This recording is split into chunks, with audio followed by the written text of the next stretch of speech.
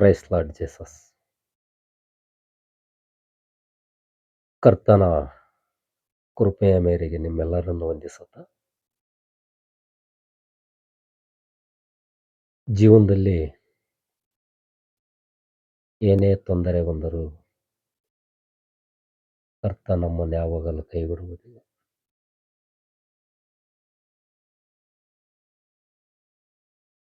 ಮಾನವನ ಹೃದಯವು ಅವನ ಆಂತರ್ಯದ ಜೀವಿತದಲ್ಲಿ ಮಹಿಮೆಯಾದ ಮೂಲ ಸ್ಥಾನವಾಗಿದೆ. ನಮ್ಮ ಮೂಲ ಸ್ಥಾನ ಹೃದಯ. ಆ ಹೃದಯದಿಂದ ನೆನಪುಗಳು, ಉದ್ದೇಶಗಳು, ಆಲೋಚನೆಗಳು, ಸಾವಿರಾರು ಆಲೋಚನೆಗಳು ಹೊರಡ್ತಾ ಇರ್ತಾವೆ. ಹೃದಯದಿಂದ ಹೊರಡುವ ಅಪ್ಪಣೆಯನ್ನು ಶರೀರದ ಅಂಗಾಂಗಗಳು ಮಾಡಿ ಮುಗಿಸುತ್ತವೆ. ನಮ್ಮ ಹೃದಯದಿಂದ ಹೊರಡ್ತಕ್ಕಂಥ ಆಲೋಚನೆಗಳನ್ನು ಶರೀರಕ್ಕೆ ಸಂಬಂಧಪಟ್ಟ ಅಂಗಾಂಗಗಳು ಅವುಗಳನ್ನು ಆ ಹೃದಯ ಏನು ನಮ್ಮಲ್ಲಿ ಆಜ್ಞೆ ಮಾಡಿರುತ್ತೋ ಆ ಆಲೋಚನೆಗಳನ್ನು ಮಾಡಿ ಮುಗಿಸುತ್ತವೆ. ನಾವು ಕ್ರಿಸ್ತನನ್ನು ನಮ್ಮ ರಕ್ಷಕನನ್ನಾಗಿ ಅಂಗೀಕರಿಸಿಕೊಳ್ಳುವಾಗ ವಾಸ ಮಾಡುತ್ತಾನೆ. ಅಂಗೀಕರಿಸಿಕೊಳ್ಳುವಾಗ ನಮ್ಮ ಹೃದಯದಲ್ಲಿ ವಾಸ ಮಾಡುತ್ತಾನೆ. ಅಂದರೆ ಕ್ರಿಸ್ತನ ಆತ್ಮವು ನಮ್ಮ ಒಳಗೆ ಮನುಷ್ಯನೊಂದಿಗೆ ಒಂದಾಗಿ ನಮ್ಮ ಹೃದಯದೊಳಗೆ ವಾಸ ಮಾಡುತ್ತದೆ. ಆವಾಗ ಆ ಯೇಸು ಕ್ರಿಸ್ತನು ನಮ್ಮಲ್ಲಿದ್ದಾನೆಂಬುದನ್ನು ನಾವು ಅರಿತುಕೊಳ್ಳಬೇಕು. ನಮಗೆ ಚೆನ್ನಾಗಿ ತಿಳಿಯುವುದಿಲ್ಲ. ಯಾಕಂದ್ರೆ ನಾವು ನಮ್ಮ ತಂದೆಯಲ್ಲಿಯೂ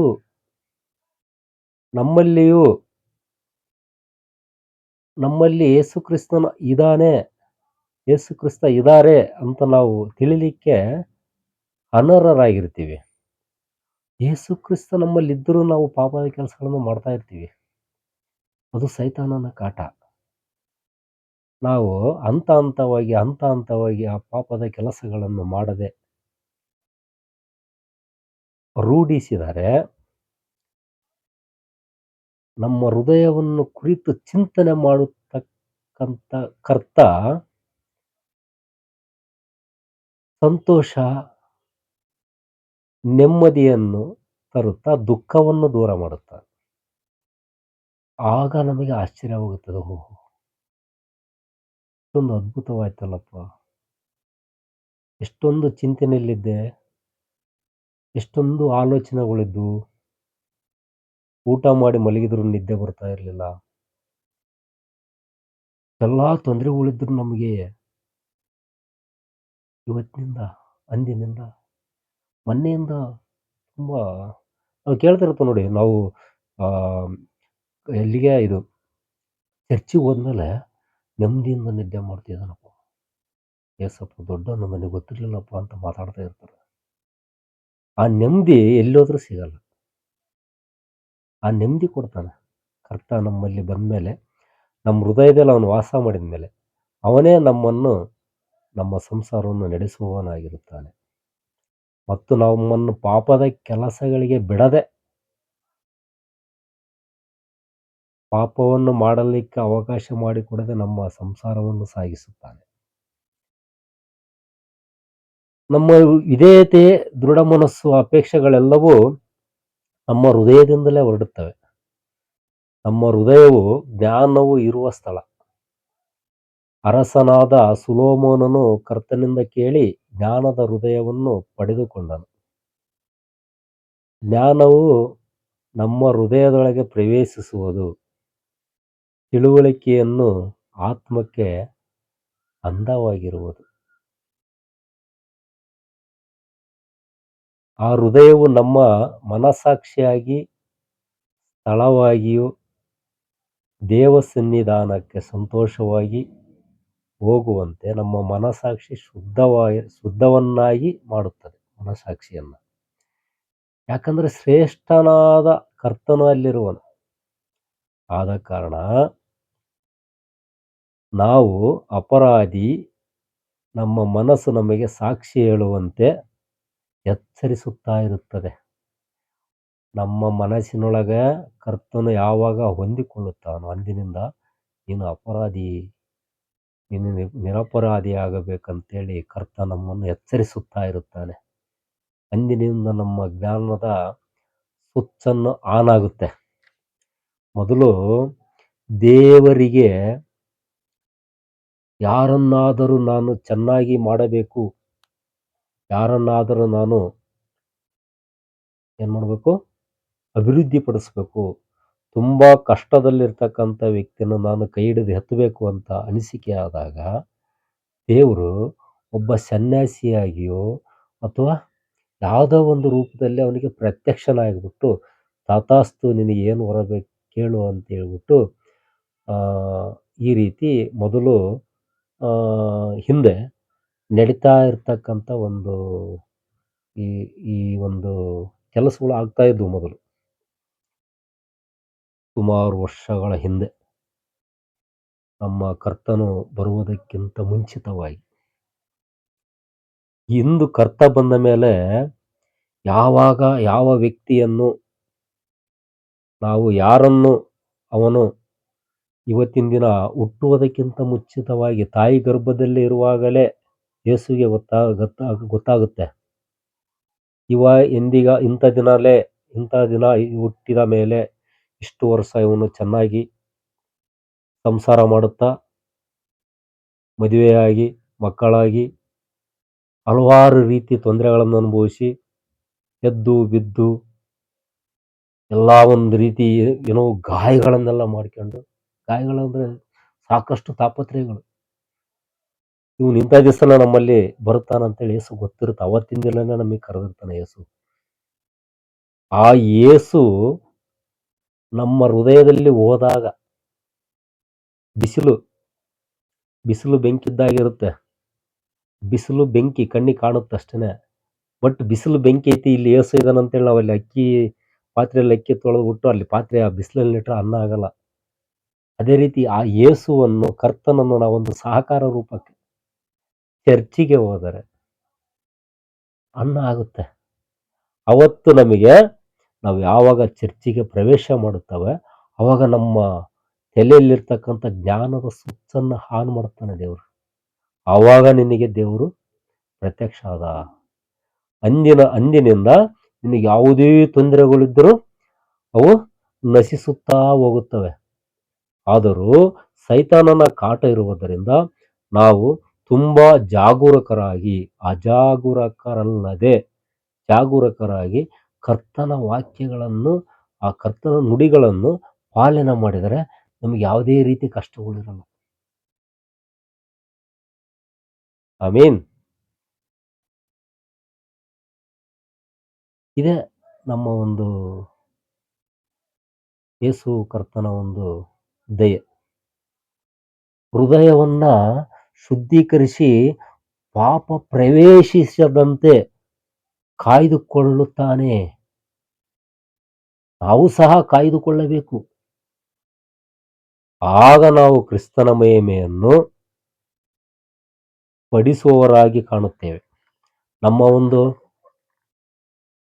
ರೂಪ ಚೇಂಜ್ ಆಗುತ್ತೆ, ಗುಣ ಚೇಂಜ್ ಆಗುತ್ತೆ. ಹಣ ಸಂಪಾದನೆ ತುಂಬ ಸುಲಭವಾಗಿ ಮಾಡಬಹುದು, ಗುಣ ಸಂಪಾದನೆ ಮಾಡುವುದು ತುಂಬ ಕಷ್ಟ. ಆ ಗುಣ ಸಂಪಾದನೆ ಆಗಬೇಕಂದರೆ ನಾವು ಕರ್ತನ ವಾಕ್ಯಗಳನ್ನು ಯಾವಾಗಲೂ ನಾವು ಅವನ್ನ ಮೆಲ್ಕಾಕ್ತಾ ಇರಬೇಕು. ಸಕಲ ಪ್ರಾಣಿಗಳು ಹಸು ಆ ದವಡೆಯಲ್ಲಿ ಆಹಾರ ಇಟ್ಕೊಂಡು ಯಾವಾಗಲೂ ಮೆಲ್ಕು ಹಾಕ್ತಾ ಇರುತ್ತೆ ನೋಡಿ. ಅದು ಮೆಲುಕು ಆಗ್ತಾ ಇರೋದು ಆ ಒಂದು ದೇವರ ಮಹಿಮೆಯ, ಆ ದೇವರ ಒಂದು ವಾಕ್ಯಗಳನ್ನು. ನೀವು ಯಾವುದೇ ಒಂದು ಪಕ್ಷಿಗಳು ತಗೊಳ್ಳಿ, ಅವು ಯಾವಾಗಲೂ ಅಂತ ಇರ್ತಾವೆ ಸುಮ್ಮನೆ. ಅವು ಸವನ್ ಮಾಡ್ಲಿದ್ರು ಈಗ ಅರ್ಥ ಇರ್ತವೆ. ಅವುಗಳು ಸಹ ಕರ್ತನನ್ನು ನೆನೆಸುತ್ತಾ ಇರುತ್ತವೆ. ನಾವು ನಮ್ಮನ್ನ ಕೈ ಹಿಡಿದು ನಡೆಸಿಕೊಡುವ ಆತ ನಮ್ಮ ಕಷ್ಟಗಳನ್ನು ದೂರ ಮಾಡಿರೋದು ನಮಗೆ ಗೊತ್ತಾದ ಮೇಲೂ ನಾವು ಪಾಪ ಮಾಡ್ತೇವೆ ಅಂದ್ರೆ ನಾವು ತುಂಬಾ ಏನಂತಾರ, ಅಜ್ಞಾನಿಗಳು ಅಂತಾರ. ಧ್ಯಾನದಲ್ಲಿದ್ದು ಕರ್ತನಲ್ಲಿ ನಮ್ಮ ಹೃದಯದಲ್ಲಿ ವಾಸವಾಗಿ ಇಟ್ಟುಕೊಂಡು ನಾವು ಪಾಪ ಮಾಡಬಾರ್ದು. ಯಾವಾಗ ಸುಳ್ಳು ಹೇಳ್ಬಾರ್ದು, ಸಿಗರೇಟ್ ಸೇದಬಾರ್ದು, ಮದ್ಯಪಾನ ಮಾಡಬಾರ್ದು. ನೋಡ್ರಿ, ಇವೆಲ್ಲ ಧೂಮಪಾನ, ಮದ್ಯಪಾನ ಇವೆಲ್ಲ ತಾನಾಗಿ ಹೋಗ್ತಾ ಇರ್ತಾವೆ. ಇವ್ಯಾರು ಬಿಡಿಸೋದು ಬೇಕಾ? ಇಲ್ಲಿ ಆತ್ಮ ಸಾಕ್ಷಾತ್ಕಾರದಲ್ಲಿ ನಮ್ಮ ಆತ್ಮದಲ್ಲಿ ಕರ್ತ ಪ್ರವೇಶಿಸಿದ ತಕ್ಷಣವೇ ಇವು ತಾನಾಗಿ ನಿಧಾನಕ್ಕೆ ಓಹೋ, ಆ ಕರ್ತನ ನಮ್ಮನ್ನೆಲ್ಲ ದುಷ್ಟ ಚಟಗಳಿಂದ ದೂರ ಮಾಡ್ತಾನೆ. ಅವಾಗ ನಾವು ಜಾಗರೂಕರಾಗಿ ಇನ್ನೊಮ್ಮೆ ನಾವು ಸೈತಾನನಿಗೆ ಅವಕಾಶ ಕೊಡಬಾರ್ದು. ಅವನಿಗೆ ನಾಚೆ ಬಿಡುತ್ತೆ ಅವಾಗ ಸೈತಾನನಿಗೆ. ನಾನು ನನ್ನಿಂದ ಇವನ್ನ ಏನು ಮಾಡ್ಲಿಕ್ಕಾಗಲ್ಲ ಅಂತೇಳಿ ಇನ್ನೊಂದ್ಸಲ ಅವ್ನು ನಮ್ಮ ಹತ್ರ ಬರೋದೇ ಇಲ್ಲ. ಒಳ್ಳೆಯವರ ಬಳಿ ಒಳ್ಳೆ ಬೊಕ್ಕಸು, ಕೆಟ್ಟವರ ಬಳಿ ಕೆಟ್ಟ ವಸ್ತುಗಳಿರುತ್ತವೆ. ಜ್ಞಾನಿ ಕೂಡಿದ್ರೆ ನಾಲ್ಕಾದಿ ಅಂತೆ. ಜಾಣ ಕೂಡಿದ್ರೆ ಜಾಣ ಅಥವಾ ಜ್ಞಾನಿ ನಾಲ್ಕಾದಿ ಆಗ್ತಾವಂತೆ. ಜ್ಞಾನಿ ಕೂಡಿದ್ರೆ, ಜಾಣ ಕೂಡಿದ್ರೆ, ಜಾಣ ಕ್ವಾಣ ಕೂಡಿದ್ರೆ ಎರಡಾದಿ ಅಂತೆ. ಆ ಕಡೆಯಿಂದ ಜಾಣನೊಂದಾದಿ, ಕ್ವಾಣನೊಂದಾದಿ. ಕ್ವಾಣ ಕೂಡಿದ್ರೆ ಆದಿದೇ ಇಲ್ಲಂತೆ ಅಲ್ವಾ? ಹಾಗೆ ನಾವು ಜಾಣ ಕೂಡಂಗಿರ್ಬೇಕು. ಹಲ್ಲೆಲೂಯಾ, ಆಮೀನ್. ಜಾಣ ಕೂಡಿದ್ರೆ ನಾಲ್ಕಾದಿ ಆಗ್ತವೆ.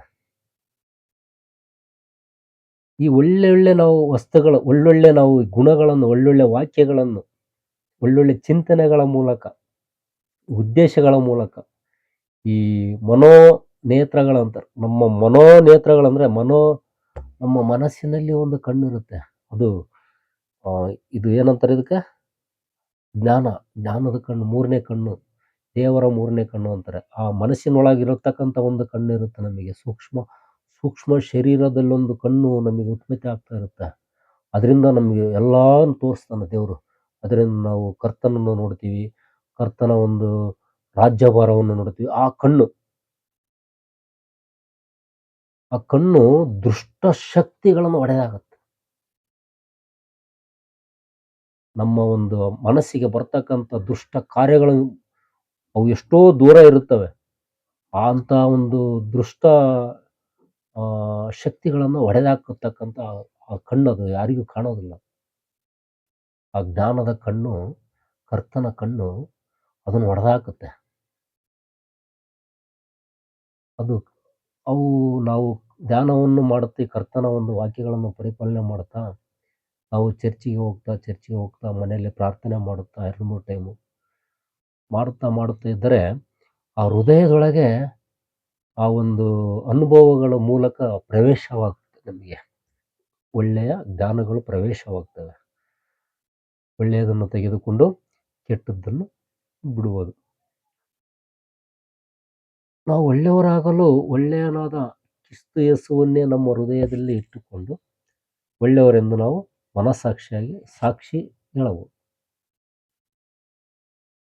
ಈ ರೀತಿ ಸೂರ್ಯನಾದ ಕ್ರಿಸ್ತನನ್ನು ಉತ್ತಮ ದೇವಸೇವಕರು, ಒಂದು ಏನಪ್ಪ ಅಂದ್ರೆ ಉತ್ತಮ ದೇವಸೇವಕನಾಗಿ ನಾವು ವಾಸ ಮಾಡಬೇಕು.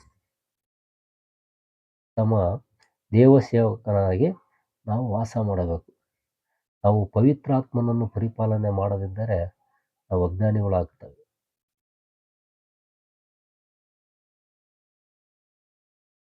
ಈ ಒಂದು ಹೃದಯದಲ್ಲಿ ಆ ಮಹಿಮೆಯುಳ್ಳ ಆತನು ವಾಸ ಮಾಡುತ್ತಾನೆಂಬುದನ್ನು ನಾವು ಮರೆಯದೆ, ಆತನು ನಮ್ಮೊಳಗೆ ವಾಸಿಸುವುದರಿಂದ ನಾವು ಹೇಳಬೇಕಾದದ್ದನ್ನು ಆತ್ಮನು ಬೋಧಿಸುವನು.